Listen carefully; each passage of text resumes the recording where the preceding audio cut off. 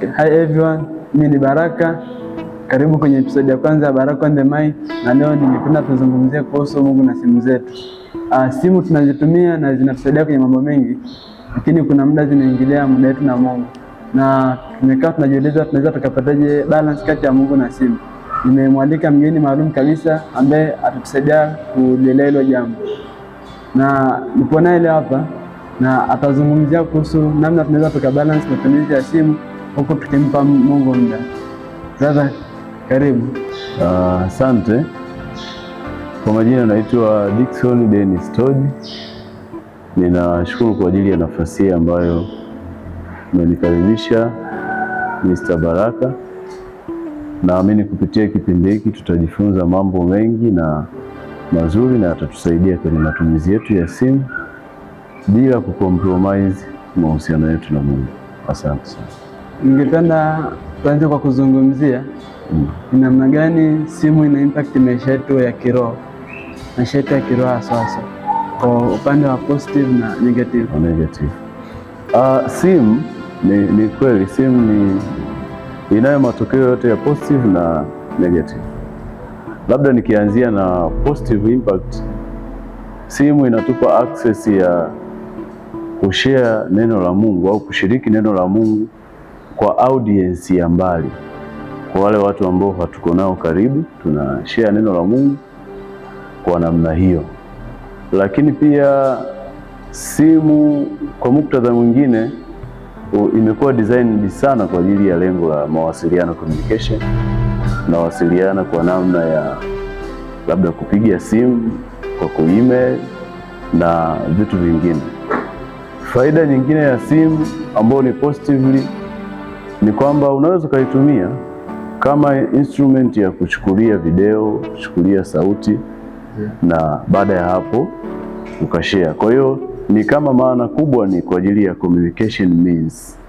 Inatusaidia tunaposema unawafikia audience ya mbali ambao hauko nayo, maana yake you communicate with them.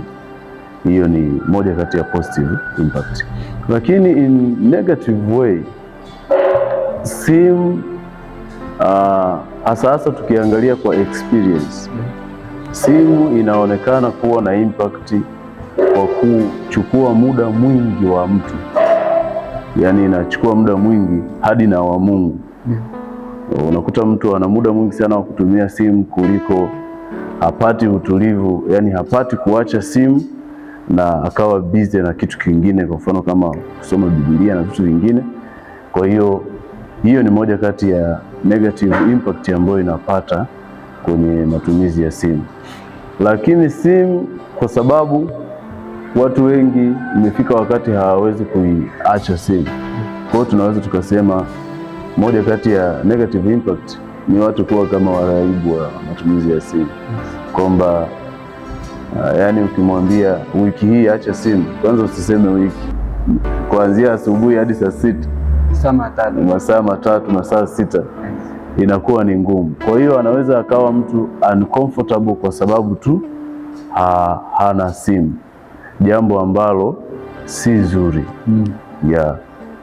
Sasa okay, kwa ningependa kuuliza swali kwenye hapo kwenye kwamba uraibu wa simu. Kuna mtu anatusikiliza hapa na simu ishatawala maisha yake, kwamba hawezi fanya kitu chochote bila simu.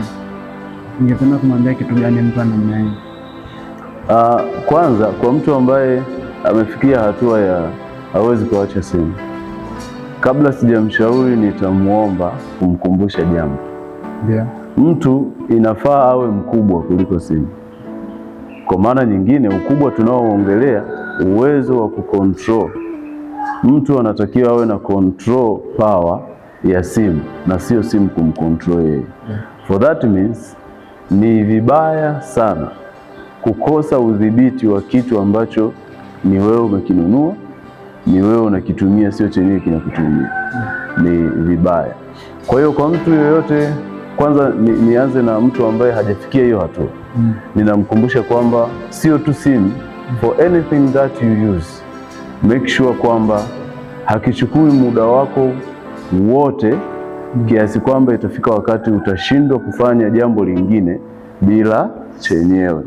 Kwa hiyo inatakiwa kila siku Weka, put things in limit, yaani hata kama hakijengi hatari, lakini jengea mtazamo huo kwamba okay, labda unaenda kwa rafiki yako, nenda kimkakati. Sema ninaenda kuonana naye ndani ya dakika 20, baada ya dakika 20 nitatoka.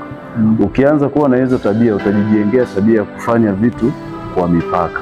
Hali kadhalika kwenye simu, weka utaratibu. Nakumbuka kuna kipindi sikutumiaga simu, hizi simu kubwa kama smartphone. It was about kama 3 weeks. Yes. Nilikuwa mtu mwingine. Yani I was another person kabisa. Na nafikiri kuna ukweli kwamba pale unapoweka limit kwenye matumizi ya kitu au hata simu, inakusaidia kuwa na uhalisia wako ule wenyewe, kuliko ukawa na kitu too much, inapoteza ule uhalisia wako, na kuna vitu unavipoteza kabisa. Ukiona mtu anasema yani mimi nisiposikiliza muziki earphone au moodless, au mwingine anafika mbali, maana hapa tunaongelea mahusiano ya kimungu, mwingine anasema I cannot be connected with the Holy Spirit until nimesikiliza worship fulani. Unajua sasa worship haitoki kwenye simu. Worship inafaa itoke moyoni mwa mtu. Ukiona ni mpaka ujibusti na nyimbo fulani, alafu ndo upate utulivu fulani na nguvu ya Mungu, ujue kuna shida, kwa sababu hivyo vitu au moyo wa ibada unaanzia ndani. Ina maana utoke ndani uje kwenye vitu vingine. Kwa hiyo naweza kusema mtu ambaye amefikia hatua ya kukosa kabisa kuacha simu, jambo la kwanza ambalo naweza nikamshauri, kwa sababu addiction au uraibu wa kitu chochote, kwanza una affect psychological, lakini unakuwa developed mwanzoni kama tabia, lakini unakomaa na kuwa hata roho kabisa. Kwa hiyo mtu ambaye anataka aachane na hiyo hali, tunamwambia kwanza adevelop tabia ambayo itamfanya tabia yenye limit, kwamba nitafanya hivi na hivi ndani ya, yani nitatumia simu labda kwa muda fulani, alafu muda fulani nitaachana nayo kabisa. Na hiyo inahitaji self discipline. Maana yake hakuna mtu atakayekuwa anakuambia okay, umezidi, sasa hivi weka simu pembeni. Maana yake anahitaji kuwa na self discipline, akafanya vitu kwa limit. Lakini ninajua kuna aliyewahi kujaribu hivyo kitabia ikashindikana. Sasa unapoona unajaribu kudevelop tabia na inashindikana, katika muktadha wa kiroho, kitu kinaanza kama tabia na kisha komaa inakuwa ni roho. Maana yake hatua ya pili, ukishabadilisha kitabia na ukaona bado kuna shida, hatua ya pili unahitaji kulidili na hilo jambo kiroho kabisa, ikiwa ni pamoja na maombi, ikiwa ni pamoja na kuombewa na kuwaona watumishi wa Mungu kwamba Bwana, ninataka niache kitu fulani. Sasa sio simu tu, hata kama ni kitu fulani unajaribu kukiacha kinashindikana, ili hali unaweka mikakati ya kitabia lakini inashindikana, maana yake hicho kitu by that time kina operate kwa msukumo wa roho fulani inayotenda kazi. Kwa hiyo namna ya kudili nacho, unadili nacho kiroho, alafu baada ya hapo unadili nacho pia kitabia, alafu pia unadili nacho kisaikolojia. Ni lazima uanze kuiambia akili yako maarifa fulani ambayo yanakwambia sio comfortability yako tu inatokana na kutumia simu au kitu fulani. Unaweza ukawa na kitu fulani na kitu fulani na kitu kingine, unajikeep busy kwenye vitu vingine, na baada ya hapo unaweza kuwa sawa. Huo ndio ushauri naoweza kuwapa. Okay, nimesikiliza mawazo yako kuhusu jambo hilo. Ila simu sasa hivi imekuwa ndo, mfano kama unafanya biashara, simu ndo platform yako ya kutangaza biashara. Kabisa. Kama unasoma, simu ndo platform yako ya kujifunzia. Sasa hatuwezi acha moja kwa moja kutumia simu kwa sababu tunahitaji kwa ajili ya mambo haya. Sasa ningependa tusaidie, tuelezee ni namna gani tunaweza tukazitumia kwa ajili ya mambo haya, lakini tusiwe waraibu wa simu. Okay. Uraibu unakuja pale ambapo hauwezi kufanya kitu fulani bila kitu fulani. Uraibu unakuja hapo. Maana yake ni kama labda kama ni kwa sababu tunaona matumizi ya simu ni mengi. Kama ulivyosema kwamba mtu kusoma kama ni mwanafunzi, simu. Labda mtu kutangaza biashara, simu. Na kwa hiyo inaongeza matumizi ambayo ni mengi sana.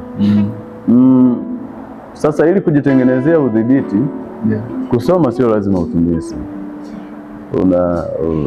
Udevelop tabia ambazo, kwa sababu hapa tupo kimkakati ili kusababisha tatizo lisitokee la uraibu. Maana yake kama inawezekana kununua kitabu ambacho unakipata kwenye access ya simu, nunua ukisoma. Lakini pia kama inawezekana labda kutumia kwenye PC, tumia. Japo sasa kwenye PC unakuta vitu vya kwenye simu pia na vya kwenye PC vinataka kufanana kidogo. Lakini ninachotaka kumaanisha, kwani kabla ya kuwa na simu tulikuwa tunasomaje? Vitabu. Tulikuwa tunasoma vitabu. Kwa hiyo na kabla ya kuwa na simu tulikuwa tunafanyaje biashara? Japo ninajua kwenye ushindani inaweza ikawa changamoto, lakini ninachotaka kusema, hata kama tuna matumizi makubwa sana ya simu, fanya kwa kiasi, fanya with the limit. Lakini pia fikiria kuwa na alternative ways, kama kusoma. Nenda library. Kama wewe hauna vitabu kwako na unashindwa nenda library. Library jifungie, utapata vitabu, utasoma kama kwa hitaji lako ambalo unasoma. Lakini pia kama wewe ni mfanyabiashara, hata hivyo kwenye kufanya biashara sio muda wote unakuwa online. Ni unarekodi kama ni tangazo, baada ya hapo unali-upload. Concept yangu bado ni ile ile, hakikisha unafanya kitu with the limit. Nilikuwa nasoma kwenye Wakorintho wa kwanza, nadhani sura ya 12. Sura ya 6 mstari wa 12 inaeleza kwamba kila kitu ni halali, lakini si kila kitu kitanifaa. Ukisoma ukaendelea utaona na hitimisho kwa kusema, lakini mimi sitatiwa chini ya kitu chochote. Maana yake kuna vitu vingi kuvifanya, sasa katika mtazamo wa kimungu, unapovifanya au unapovitumia sio dhambi, ila sio sawa. Yani ukifikia hiyo hatua, yani sio dhambi lakini sio sawa. Kwa mfano wewe ni kijana mwenzangu, nikasema tumezoeana labda, nikija kwako nikafikia tu kufungua mlango na kuingia ndani, sio dhambi lakini sio sawa. Sio sawa. Kuna maana yake ni kama kuna kimaadili tu sio sawa. Itabidi hata kama ninajua labda umekaa vizuri, umeweka vitu vyako vizuri, lazima nigonge, niseme hodi, wewe useme okay, karibu ingia.